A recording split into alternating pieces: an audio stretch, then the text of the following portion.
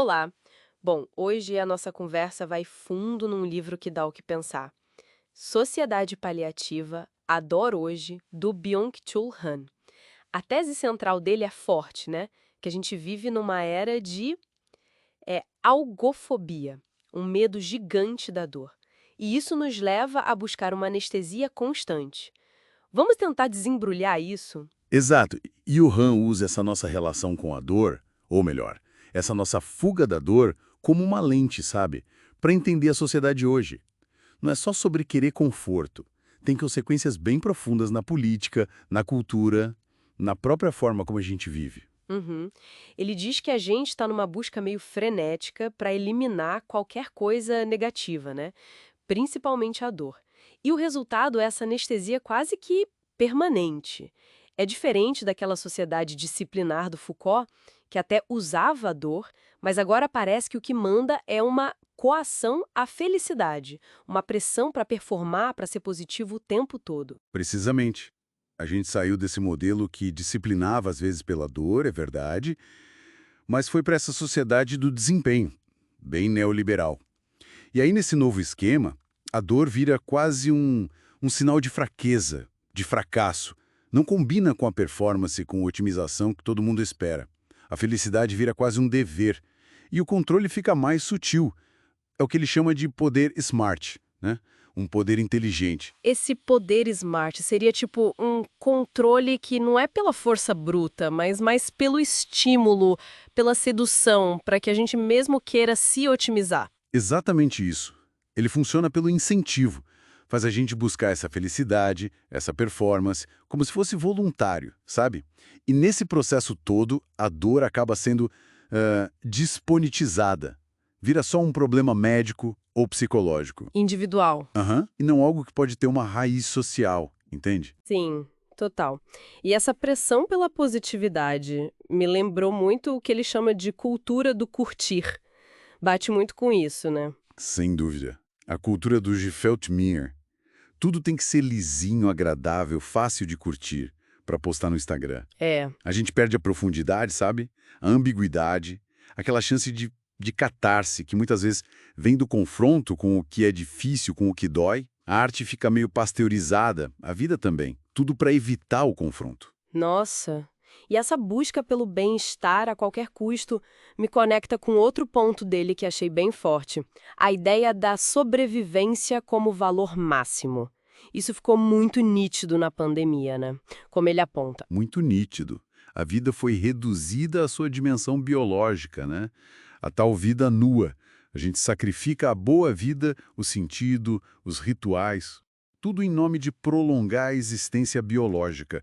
O Han faz uma comparação bem dura. Ele diz que essa fixação na sobrevivência parece até uma histeria. Quase como a vida de um vírus, sabe? Que só se replica, sobrevive, mas não vive de verdade. Pesado. E uma coisa que me marcou muito foi a questão da medicalização da dor.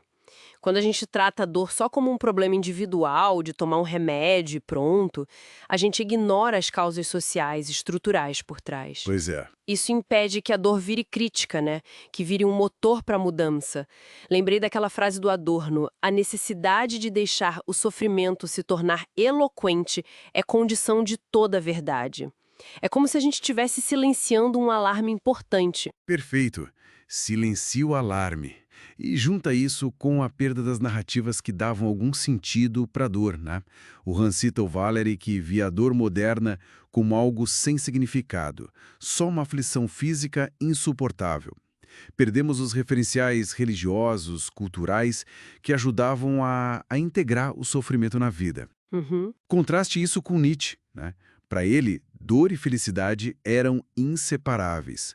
Ou Weizsäcker, que via a dor como uma verdade que nos reconecta com nossos vínculos. Mas mesmo quando a gente reprime, essa dor não some, né? Ela volta de outras formas.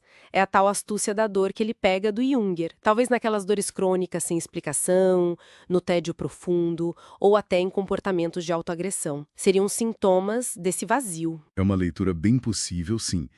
São sintomas de uma sociedade que tenta sufocar a negatividade, mas ela escapa por outras frestas. E isso leva a gente para uma questão ética fundamental. O Han, conversando ali com Levinas, sugere que essa algofobia toda acaba corroendo a empatia. Então a lógica seria, se eu fulho da minha própria vulnerabilidade, se eu não me permito sentir dor, como é que eu vou me conectar de verdade com a dor do outro?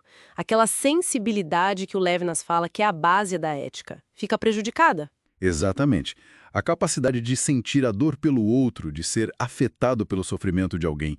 Isso pressupõe que a gente esteja aberto à nossa própria vulnerabilidade. Quando a gente se blinda contra toda dor, o risco é a gente se tornar insensível. O outro some como alguém cujo sofrimento realmente importa. Então, para a gente amarrar a ideia principal, essa busca sem fim por evitar a dor, por uma vida sem conflitos, sem atrito, ela leva, paradoxalmente, a uma existência mais pobre, mais superficial. É o que o Han chama de inferno do igual, um lugar onde a gente perde o contato com a profundidade da vida, com a verdade que às vezes dói, com a arte que incomoda e, talvez o mais grave, com o outro. E fica essa provocação final que o Han deixa no ar, né? Que ecoa muito o Nietzsche. Será que ao tentar eliminar toda forma de dor, a gente não estaria se aproximando daquele último ser humano? Aquele ser satisfeito, confortável, mas no fundo vazio, talvez nem mais plenamente humano. O que se perde, afinal, quando a capacidade de sentir dor em todas as suas dimensões, física, emocional, ética, é erradicada da experiência humana?